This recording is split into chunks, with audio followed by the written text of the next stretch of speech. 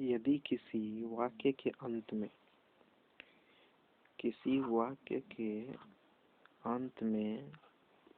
हूँ, है, हो या है मुख्य क्रिया के रूप में आता है तो उस वाक्य में इज, एम,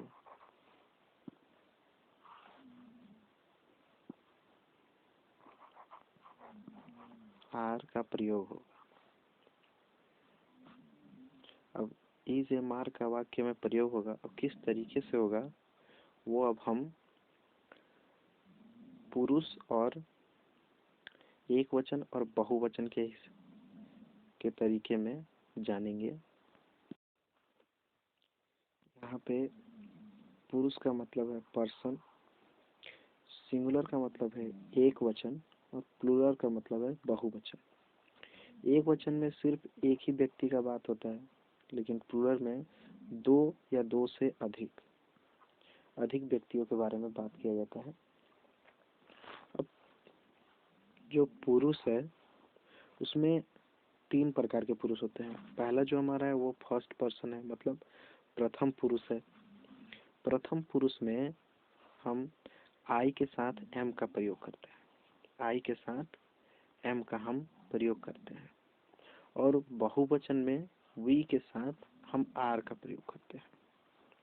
अब आई कब लगेगा और वी कब लगेगा, ये वाक्य में लिखे अनुसार, कर्ता के अनुसार होता है। जैसे अगर वाक्य में मैं लिखा हुआ है तो उसमें हम आई का प्रयोग करेंगे, और जहाँ पे हम लोग वाक्य में लिखा हुआ है वहाँ पे हम वी का प्रयोग करेंगे। इसी तरह से हम बाकी और दो पुरुष के बारे में जानेंगे। इसी तरह हम देखेंगे कि सेकंड पर्सन जो हमारा है, मतलब द्वितीय पुरुष, उसमें यू का प्रयोग होता है। एक वचन में और बहुवचन में दोनों में यू का प्रयोग होता है। सिंगुलर में भी यू का प्रयोग होता है और प्लूरल में भी यू का प्रयोग होता है। अब वाक्य में यू कब कैसे लगाएंगे, उस वाक्य में तुम लिखा होगा, नहीं तो आप लिखा होगा, तब हम जानेंगे कि वो एक वचन में है और यू लगाएंगे। और यू के साथ हम आर का प्रयोग करते हैं। ये दोनों वचन में एक ही प्रयोग होता है। यू के साथ दोनों वचन में आर लगता है, और बहुवचन में तुम या आप लोग, तुम लोग या आप लोग लिखा रहता है। तब हम समझेंगे कि वो जो वाक्य है वो बहुवचन में है और उसमें हम यू के साथ आर लगाएंगे। दोनों में ही यू के साथ आर प्रयोग होता है, तो इसमें हम नहीं बता पाते हैं कि कैसे सिंगुलर और प्लूरल है। उसे पहचानने के लिए सिर्फ हमें देखना है कि उसमें लोग शब्द का प्रयोग होना चाहिए, मतलब वो बहुवचन होना चाहिए। दो से अधिक लोगों के बारे में अगर वो बता रहा है तो वो बहुवचन में है, मतलब वो प्लूरल में है। इसीलिए हम ये सेकंड पर्सन हमारा इस तरीके से प्रयोग होता है, हम ऐसे जानते हैं। अब हम देखेंगे कि जो थर्ड पर्सन है, मतलब तृतीय पुरुष में हम कैसे किन किन चीजों का प्रयोग करते हैं। तृतीय पुरुष में हम देखेंगे कि उसमें ही, सी, इट या किसी व्यक्ति का नाम है अगर वाक्य में, तो वो क्या होगा कि वो तृतीय पुरुष के एक वचन में आता है। मतलब इसमें जो लिखा हुआ है इसमें वो सब तृतीय पुरुष में आता है, वो भी एक वचन में, सिंगुलर में आता है।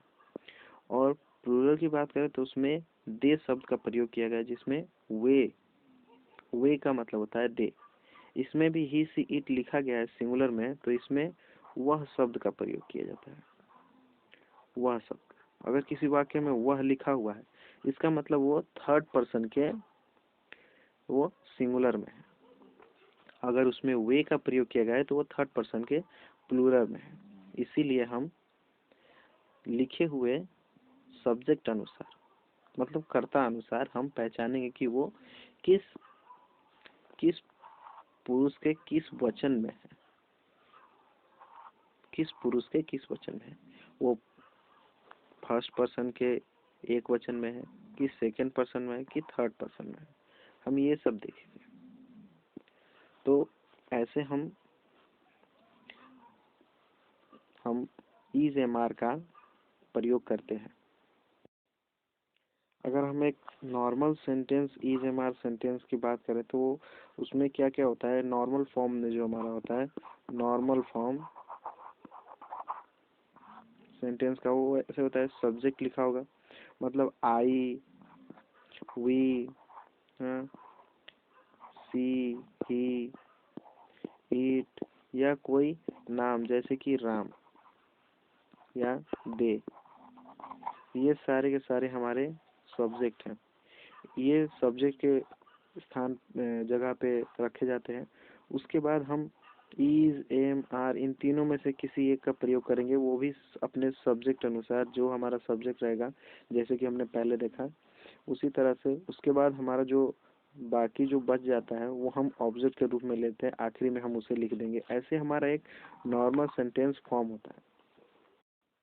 अगर किसी वाक्य में अगर कोई नेगेटिव सेंटेंस है तो वो वाक्य हमारा इज एम आर में कैसे होगा, तो हम उसमें नेगेटिव सेंटेंस तो उसमें नहीं शब्द का प्रयोग किया जाता है, उसमें नहीं शब्द का वाक्य में प्रयोग किया गया हो तब वो एक नेगेटिव सेंटेंस कहलाता है। अब उसे हम अगर ट्रांसलेट करना चाहें इंग्लिश में तो हम कैसे करेंगे, उसे हम क्या करेंगे कि पहले सब्जेक्ट लिखेंगे, उसके बाद इज एम आर लगाएंगे, उसके बाद हम नॉट लगाएंगे, फिर जो हमारा सेंटेंस में जो बचता है उसे ऑब्जेक्ट के रूप में हम बाद में लिख लेते हैं। बस उसमें इज एम आर के बाद उसमें नॉट लगाना है। नॉट लगाएंगे तो हमारा जो सेंटेंस है जो लिखा हुआ है हिंदी में, हम उसे ट्रांसलेट कर सकते हैं नॉट में। नॉट लिखकर हम उसे नेगेटिव में, मतलब इंग्लिश में हम उसे ट्रांसलेट कर सकते हैं। इस तरीके से हम फॉर्मूला को फॉलो करेंगे और वो हमारा सेंटेंस जो है, जो हिंदी में लिखा हुआ है नेगेटिव सेंटेंस, हम उसे ट्रांसलेट कर लेंगे किसमें, हम इंग्लिश में ट्रांसलेट कर लेंगे।